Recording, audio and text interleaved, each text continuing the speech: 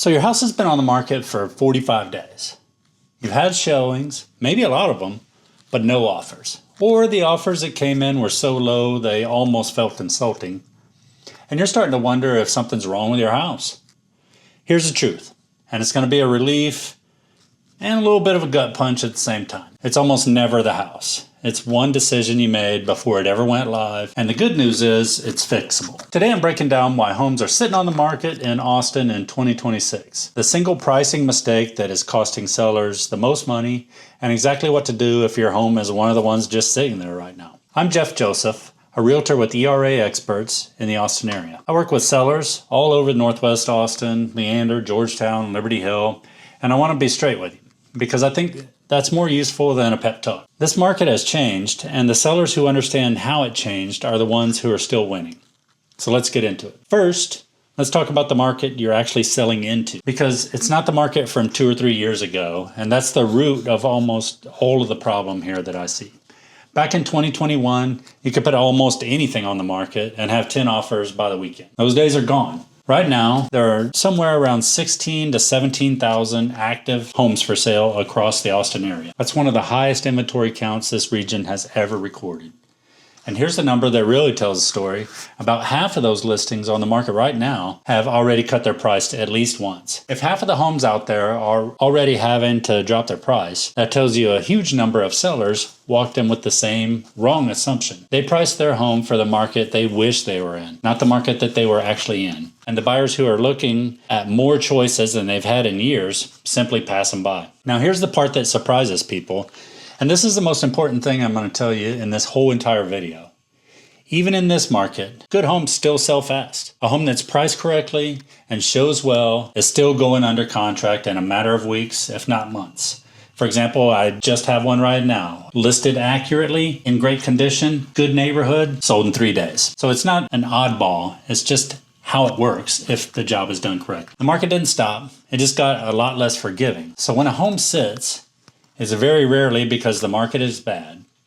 It's because that specific home is priced above what buyers believe it's worth. And that's it. That's the whole thing. Price is the lever that we get to pull. It's almost everything in the whole transaction that matters, and everything else after is just noise. So let's talk about the mistake itself, because it's a specific one. The biggest, most expensive mistake sellers make is overpricing right at launch, betting they can always come down later. Sounds reasonable. Start high, leave room to negotiate, drop the price if you have to.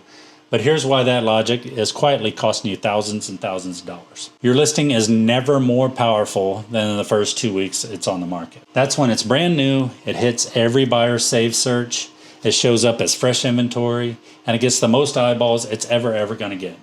Those first 10 to 14 days, that's your moment.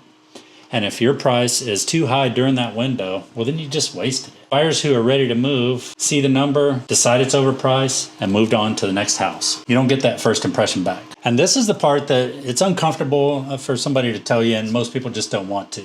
Once your home has been sitting for 30, 40, 60, it gets a stigma and it sets in. Like, what's wrong with this house gets to be the question. Buyers start watching your listing, not making an offer, but to see how desperate you're getting. They see days on market number climbing, and they see the price cuts, and they're just waiting for your next price cut until they get a number that they're comfortable with. And instead of thinking, oh, man, that's a great home, they start thinking, what's wrong with it? You've gone from being the exciting new listing to being the tired one everybody is waiting to see fail. Drop your price to where it should have been all along.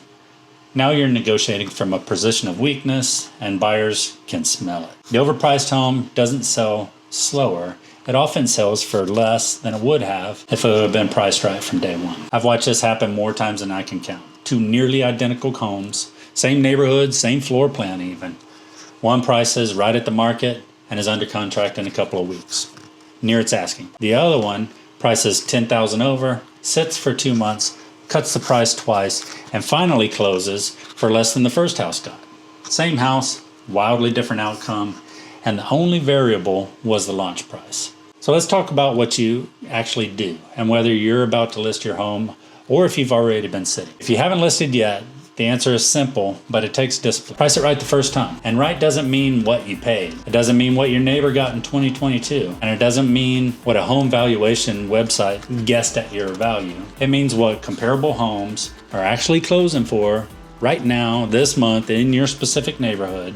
That's the only number that matters. And it's the one that buyers are going to use to judge you. Now, if you're already on the market and you're sitting, here's an honest, painful advice. First, look at your showing feedback. If you're getting lots of showings but no offers, that's the market telling you the home shows well, but the price is just too high. If you're not even getting showings, the price is scaring people off before they walk in.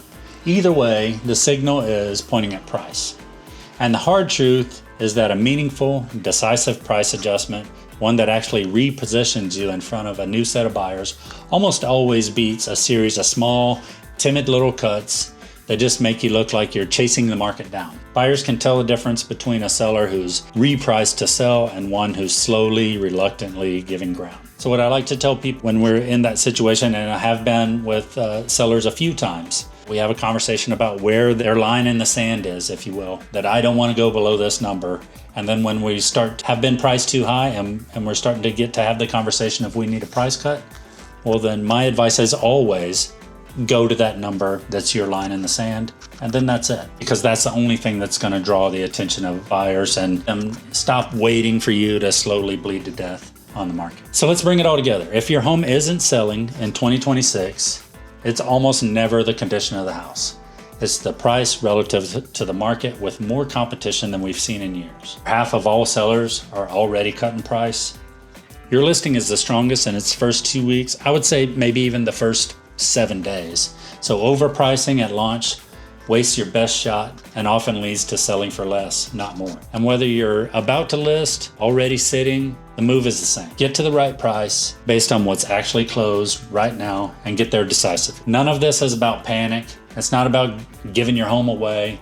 Priced correctly, homes in the market still sell and they still sell well. It's about being honest about the market you're in so you can actually win in it.